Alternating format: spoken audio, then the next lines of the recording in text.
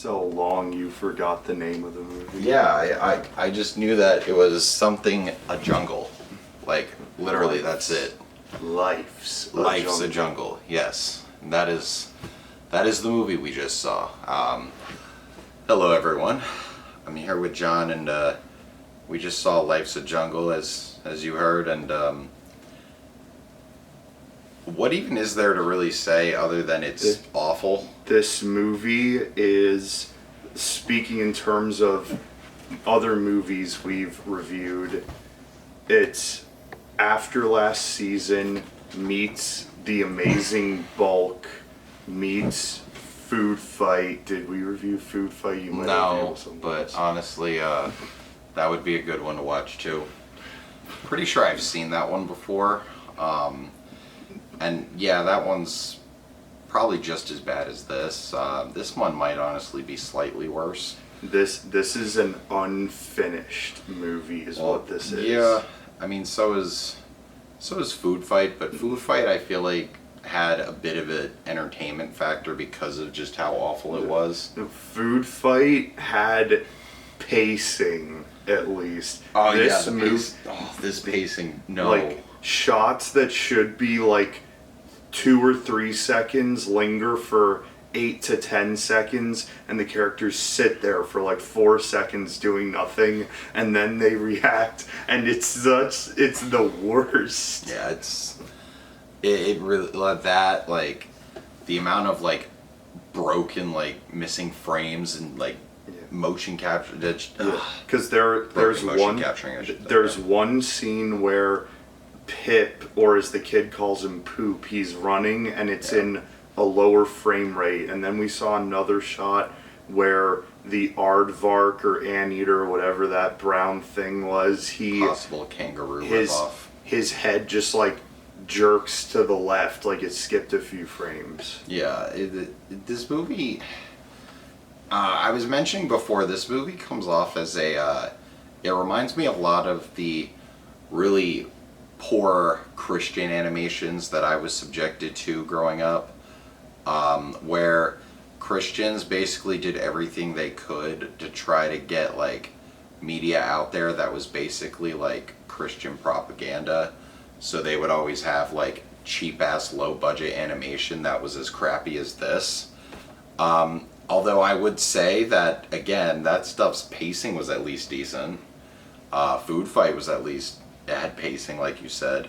I mean, honestly, I think After Last Season and Birdemic 3 are really the only two movies worse than this one. Maybe one of the Cool Cats, I'm not sure. I didn't think this was... I thought this was like ironically entertaining for large parts of it. The party at the end was way too long, but up to that it actually had me for most of it. There was a lot I didn't care for it much. There were moments where I was just like, I heard Sam making noise upstairs, and I'm like, I'm not gonna miss anything. So I went up there and like made sure he was good. Like, there was just... You missed the third time they used the stock cheering sound. I mean, you heard them use it twice, but you didn't hear them use it a third time. I don't really think I needed to. They reused so many like stock sounds that it just shows you just how like awful. What was the budget for this? Like maybe $100? I don't know. I don't know if that I can try looking it up. You can find that. That'd be great. There were like...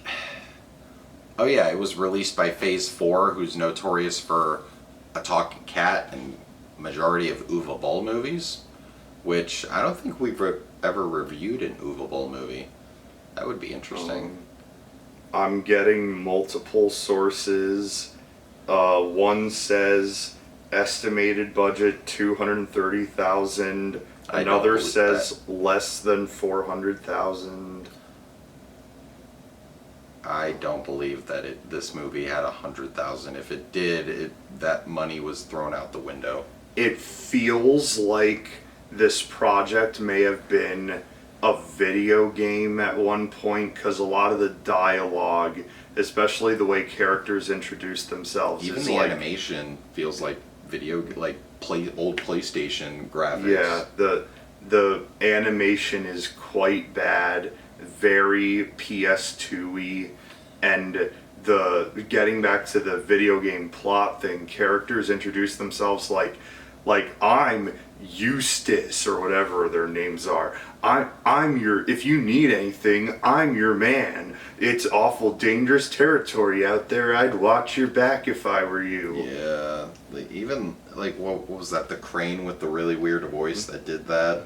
Yeah. Like the two hyenas that didn't laugh until like an hour into this hour and 40-minute snore fest because I was that like. The characters had no character except Pip, who you found very unlikable. I hated Pip for most of this movie. It was funny how much you hated him. At the end, he became like tolerable, but like not likable.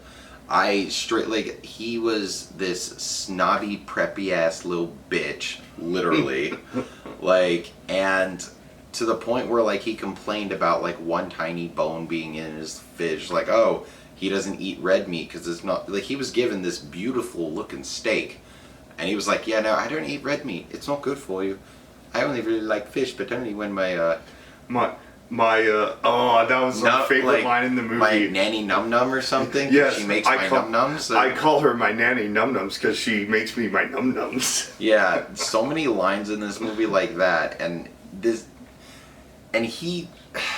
was another. Oh yeah, they were playing whatever version of like football or whatever, and he was like, "Oh, that hacky sack." Yeah, it was like hacky sack mixed with like tackling or whatever, and. After a while, he was like, I'm falling asleep from this movie already. But he was just like, oh no, this seems like a very dangerous sport. Now golf, that is a good sport. And I'm just like, this is the worst character of all time. Yes. It's so bad, but there's that. He deserved to get pranked with fire ants. Yeah, when he was told to go shit in a fire ant hole. Where might a gentleman of the jungle make a poopy loopy? That is a line. Why is that a line? I don't know. And I'm honestly like, whoever voiced Pip has to live the rest of his life knowing that he had to say that. And I hope he's proud.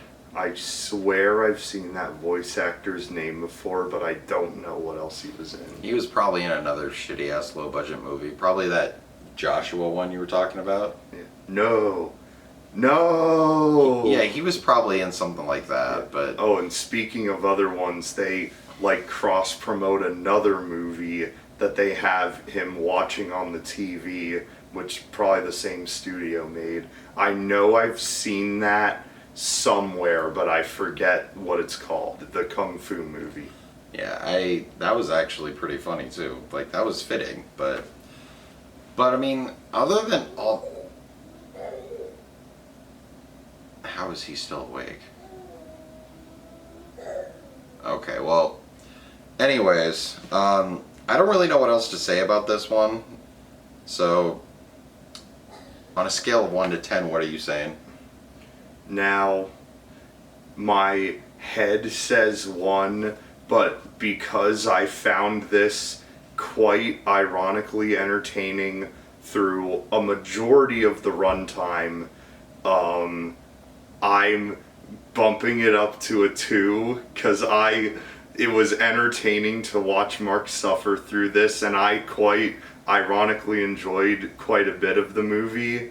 I think this movie is a fascinating exercise in, if you're in film school, particularly editing, this would be a great assignment for editing this down to 70 minutes or maybe 80, change the music, add music, and the sound effects. The temp sound effects are terrible in this movie, and maybe even change dialogue, and you could possibly even change certain parts of the story, because this movie, with all of its filler, it's padded out with all this extra time in every shot. It's perfect for editing, right, Mark? Yes. I also agree, and I'll probably give it a 2 as well, but a very low 2. like a 2.01. The lowest of twos. The lowest of twos. Well, the lowest of twos is 2.00, yeah. I'm about to go up there. But anyways, alright,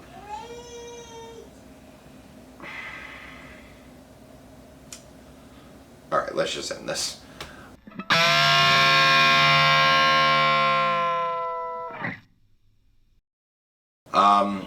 Alright, so thank you guys for watching. Hope you like what you saw. If you want it, click to see more. The like button, the subscribe, comment, that, you know, anything else you want. I call her my Grammy num-nums because she makes me my num-nums. That, like, I don't know what's worse between that and, well, no, that's definitely worse, but I was gonna make a joke and be like, I don't like Stan. It sure would be nice to have some girls around here. Some goat would be nice too. Yeah, the rhinos, yes. Just complaining about girls, it's the best thing. They're simultaneously anorexic and dummy thick at the same time. That's how I feel sometimes, honestly. Can't really fault it. Alright, anyways, we'll see you in the next one.